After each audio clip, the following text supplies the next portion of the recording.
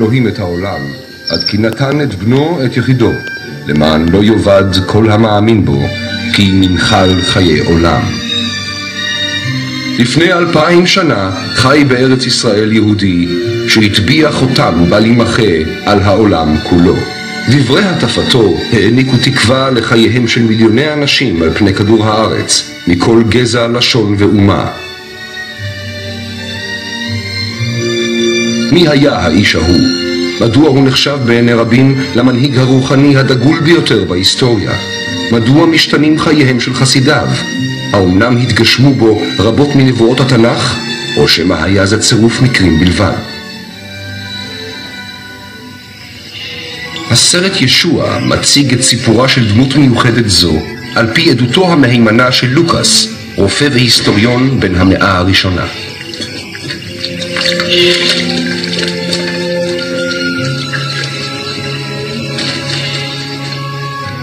בימי מלכותם של הקיסר הרומי אוגוסטוס ושל הורדוס מלך יהודה, נשלח המלאך גבריאל מאת האלוהים לעיר נצרת אשר בגליל, אל בתולה ששמה מרים.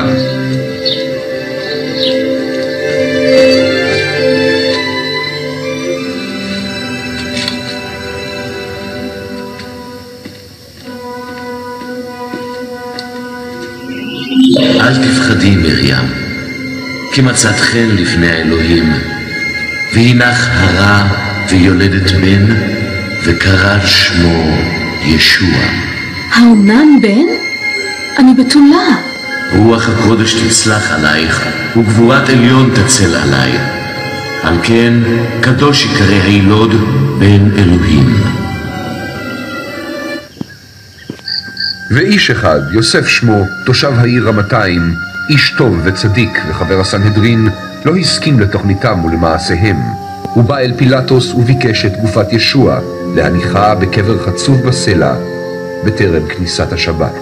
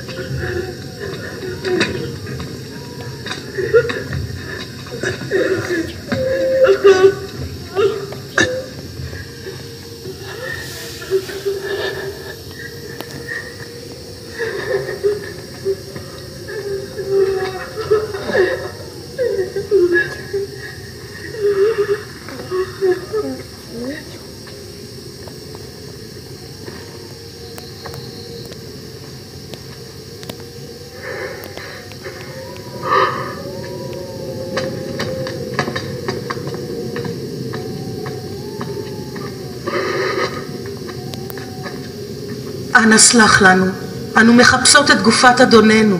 ברוכות הבאות. אבל מהרו, השבת הולכת וקרבה.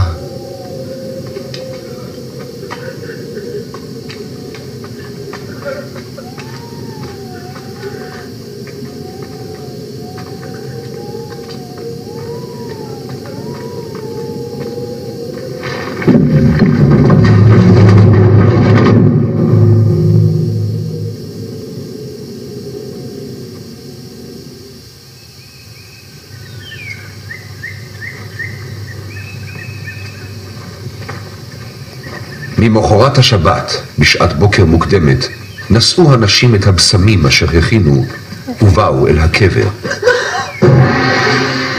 כשהגיעו, ראו שהאבן כבר נגולה מן הקבר, אך כשנכנסו, לא מצאו את גופת האדון ישוע.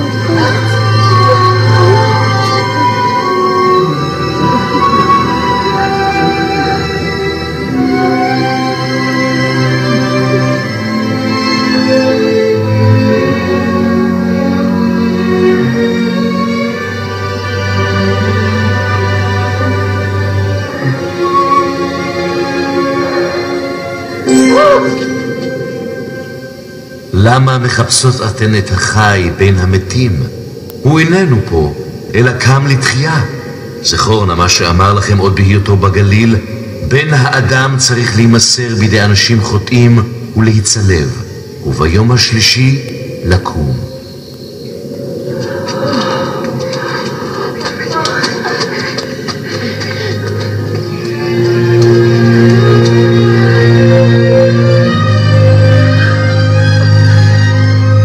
שמעונה, האבן כבר נגולה מן הקבר. נכנסנו, וגופתו של האדון לא הייתה. מה? הגופה נעלמה? ושני אנשים נתגלו אלינו, ובגדים להם מבריקים, כמו השמש, ואמרו לנו, למה אתן מחפשות את החי בין המתים? זו האמת.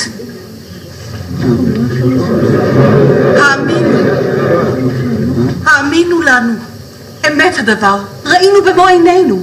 הקבר ריק ואדוננו איננו. אנא כיפה, האמן לנו.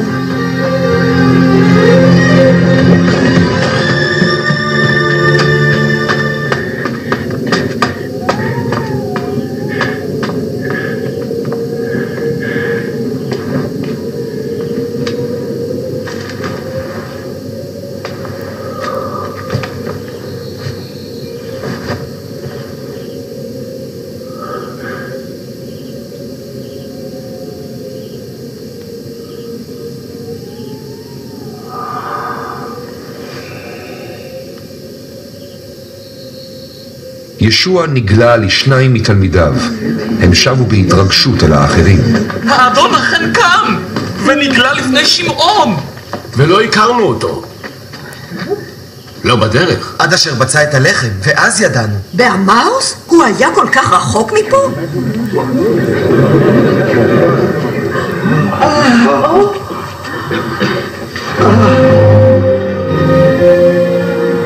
שלום עליכם.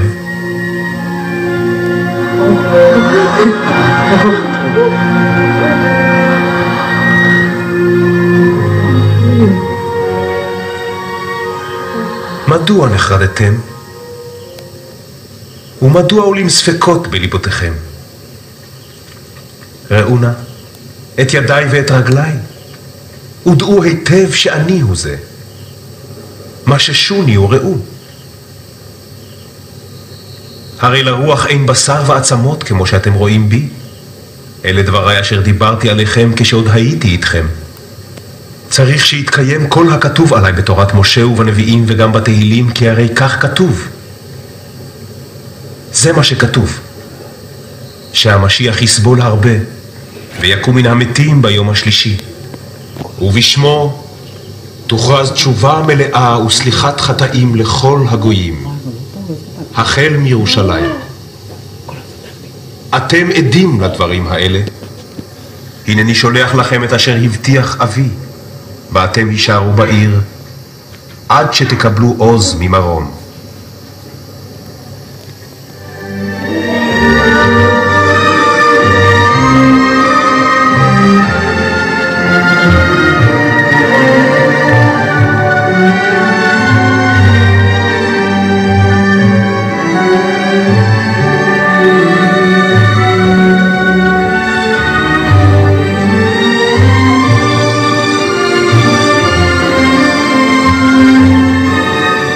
יברככם אדוני אלוהינו, וישמרכם.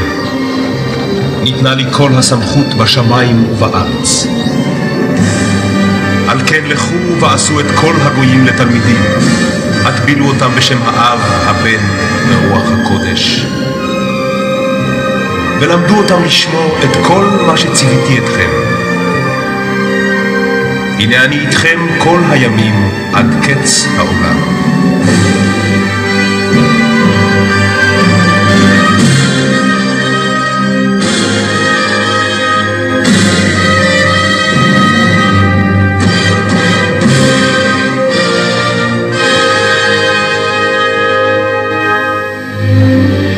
הקבר שבו הונחה גופתו של ישוע עומד ריק.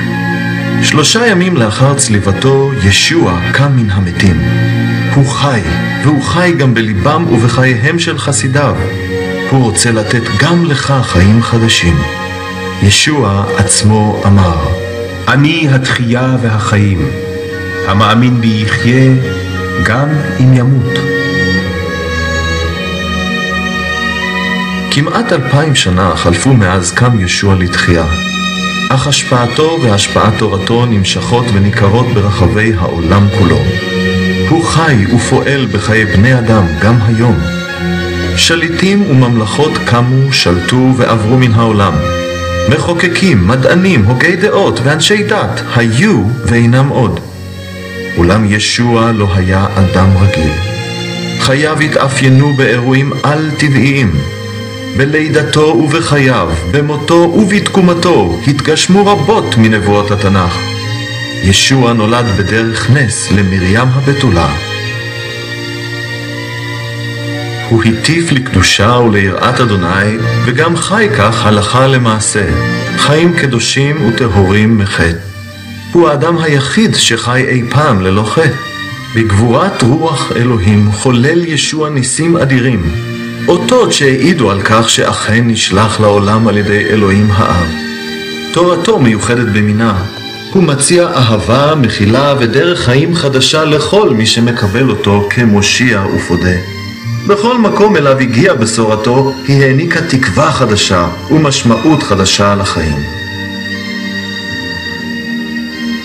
מותו היה מיוחד במינו. אלוהי אברהם, יצחק ויעקב שלח אל העולם את משיחו, שנתן את נפשו כופר עבור חטאי האנושות כולה. דמו כדם הקורבנות שהועלו בבית המקדש מכפר עבורנו ומאפשר לכל המקבל זאת באמונה לשוב ולהתקרב לאלוהים. 3 ימים אחרי מותו התרחש המאורע המדהים ביותר בהיסטוריה. ישוע קם מן המתים. לידתו, חייו, מותו ותקומתו, כל אלה מעידים כי ישוע הינו משיח ישראל המובטח, בן האלוהים. החטא חוצץ בין האדם לאלוהים. לפי התנ"ך, אין צדיק בארץ אשר יעשה טוב ולא יחטא, וכולנו כצאן טעינו. שכר החטא הוא המוות, אך יש מוצא. ישוע אמר, בואו אליי כל העמלים והעמוסים, ואני אתן לכם מנוחה. אני הדרך, האמת והחיים. אין איש בא אל האב אלא דרכי. מות ישוע כקורבן סלל עבורנו את הדרך להתקרב שוב לאלוהים הקדוש. סליחה, אלוהים רחום וחנון, רב חסד ואמת, הוא חפץ בישועת כל בני האדם, וגם בישועתך. ישוע מת על הצלב גם עבורך, כדי לכפר פעם אחת ולתמיד על חטאיך. רק אלוהים יכול לספק את הקורבן המושלם והרצוי בעיניו. הנביא יואל כותב, והיה כל אשר יקרא בשם אדוני ימלט. כדי לחוות את אהבתו ואת מחילתו, וכדי לזכות בחיי נצח, יש לקבל באמונה את כך שישוע כיפר במותו על חטאינו, ולהזמין אותו להיות אדון ומדריך חיינו. אם זוהי משאלת ליבך, תוכל להתפלל באמונה את התפילה המוצעת להלן. נקרא אותה תחילה. אלוהי אברהם, יצחק ויעקב, אני אדם חוטא. סלח לי על חטאי בזכות קורבנו המושלם של ישוע. תודה לך עבור דם הכפרה המטהר. אני פותח את דלת ליבי ומקבל באמונה את ישוע המשיח כמושיעי וכאדוני. שנה אותי ועשני אדם כלבבך. אם את או אתה מזדהים עם הנאמר בתפילה זו, אם היא מבטאת את רחשי לבכם, התפללו אותה עכשיו. נאמר אותה שנית, ואת או אתה מוזמנים לחזור עליה באמונה ובכוונה. אלוהי אברהם, יצחק ויעקב, אני אדם חוטא. סלח לי על חטאי בזכות קורבנו המושלם של ישוע. תודה לך עבור דם הכפרה המטהר. אני פותח את דלת ליבי ומקבל באמונה את ישוע המשיח כמושיעי וכאדוני. שנה אותי ועשני אדם כלבבך. אמן. אם התפללת באמונה שלמה והחלטת ללכת אחרי ישוע, תוכל להיות סמוך ובטוח שאלוהים יהיה מעורב מעתה ואילך בחייך, וידריך אותך באמת. תוכל להיות בטוח כי חטאיך נסלחו, ושתחיה לנצח. כדי לחוות את החיים המלאים שישוע הבטיח, פנה יום יום אל אלוהים בתפילה, דרוש בכתובים והקשב לדבר אלוהים. כתבי התנ"ך והברית החדשה הם דברי אלוהים, קרא בהם. היפגש בקביעות עם אנשים אחרים האוהבים אותו גם הם והולכים בדרכיו. ולבסוף, זכור תמיד את הבטחתו הנפלאה. לא ארפכם ולא אעזבכם, הנה אני איתכם כל הימים עד קץ העולם.